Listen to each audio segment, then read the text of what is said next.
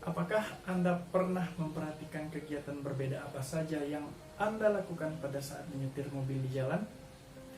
Pada saat di jalan, Anda pasti memperhatikan kecepatan kendaraan Anda melalui speedometer yang ada pada dashboard dan akan melakukan penyesuaian menggunakan pedal gas ataupun pedal rem yang ada pada mobil Anda.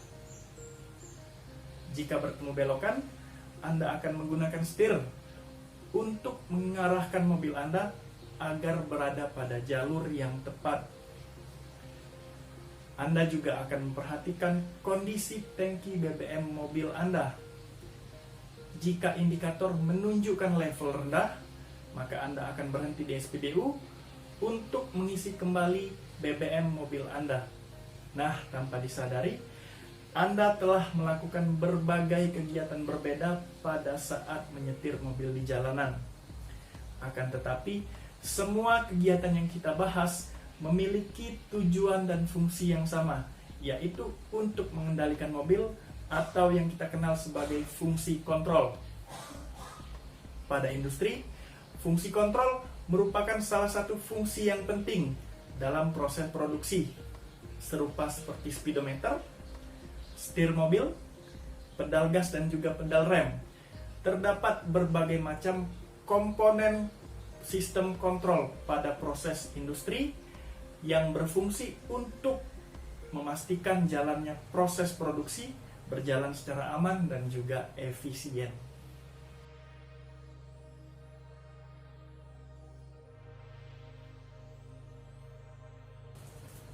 Halo, selamat kembali di channel Vapro Indonesia. Hari ini kita akan bahas mengenai sistem kontrol pada industri. Industri modern tidak dapat beroperasi tanpa adanya peralatan untuk mengukur dan juga meregulasi suatu proses. Terdapat beberapa alasan kenapa sistem kontrol diperlukan pada industri. Keselamatan adalah alasan utama kenapa kontrol diperlukan. Sistem kontrol sering kali digunakan untuk menjaga agar parameter proses tidak melebihi batas aman yang sudah ditentukan. Sistem kontrol digunakan juga untuk memenuhi spesifikasi produk. Output proses harus dijaga secara ketat agar dapat memenuhi kualitas produk yang dihasilkan. Sistem kontrol juga digunakan untuk meningkatkan efisiensi pada suatu proses, baik dengan meminimalisir bahan baku yang digunakan atau dengan memaksimalkan hasil produksi. Secara umum, sistem kontrol pada proses industri terdiri menjadi 3 bagian. Yang pertama, elemen pengukuran. Yang kedua, controller atau regulator. Yang ketiga, final output device atau yang kita kenal sebagai aktuator. Ketiga elemen ini memiliki fungsi yang berbeda yang saling bekerja sama untuk mengendalikan parameter proses. Elemen pengukur terdiri dari gauge dan juga sensor yang tersebar di beberapa titik pada bagian proses. Elemen ini mengambil satu atau lebih parameter proses yang kemudian mentransmisikannya menuju controller.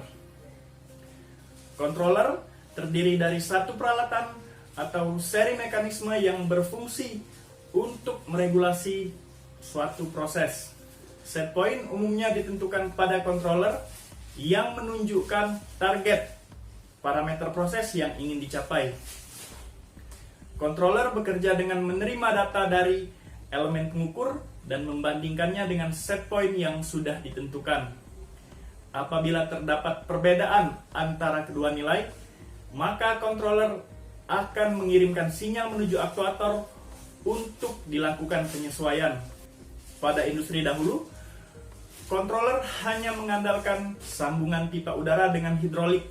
Namun, pada industri modern seperti saat ini, controller sudah mengandalkan sistem komputer seperti instrumen PLC yang mengambil alih fungsi controller pada sistem kontrol.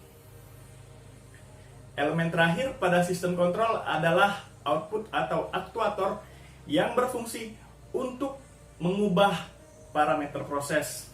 Aktuator menerima data dari controller, kemudian mengambil aksi untuk melakukan penyesuaian parameter proses sesuai dengan set point yang sudah ditentukan. Pada proses, aktuator biasanya mengambil bentuk sebagai valve pada sistem perpipaan. Walaupun semakin banyak berkembangnya otomasi industri, masih terdapat banyak industri yang mengandalkan kontrol manual. Beberapa jenis industri skala kecil dan juga proses produksi yang bersifat batch masih mengandalkan kontrol manual dalam pengendaliannya. Kontrol manual terkadang memberikan fleksibilitas pada proses produksi yang umumnya lebih sulit dicapai dengan menggunakan sistem otomatis. Pada kontrol manual, seorang operator proses memiliki peranan aktif untuk memonitor dan juga mengoperasikan instrumen proses agar dapat menjaga parameter proses sesuai dengan range yang diinginkan. Sistem ini akan tetapi memberikan kemampuan kepada seorang operator proses untuk dapat lebih mudah mengubah parameter proses sehingga dapat menghasilkan produk dengan berbagai spesifikasi yang berbeda. Kontrol otomatis dalam sisi lainnya memberikan konsistensi pada output proses sehingga lebih disukai untuk proses yang tidak menghasilkan banyak variasi produk akan tetapi memiliki kapasitas yang besar. Salah satu contoh proses yang mengandalkan full otomatis adalah pada refinery atau kilang minyak, di mana dilakukan proses pemurnian minyak bumi menjadi berbagai jenis produk seperti bensin, solar, dan aspal dalam kapasitas yang besar dan umumnya dioperasikan selama 24 jam dalam satu hari. Kegiatan kontrol otomatis biasanya dilakukan melalui sebuah Central Control Room atau yang kita kenal sebagai CCR, di mana seorang operator memonitor dan memastikan sistem berjalan sesuai dengan fungsinya. Seorang operator juga harus selalu waspada apabila terdapat gangguan pada sistem dan harus mampu untuk melakukan penyesuaian untuk mengembalikan sistem ke kondisi operasi normal. Terima kasih kepada kalian yang sudah menonton video ini. Jika kalian menemukan video ini sangat membantu, tolong klik dan subscribe channel Fapro Indonesia melalui tombol di bawah ini. Dukungan kalian akan sangat membantu kami untuk mengetahui konten apa saja yang kalian sukai, supaya kita dapat membuat lebih banyak konten serupa di masa yang akan datang.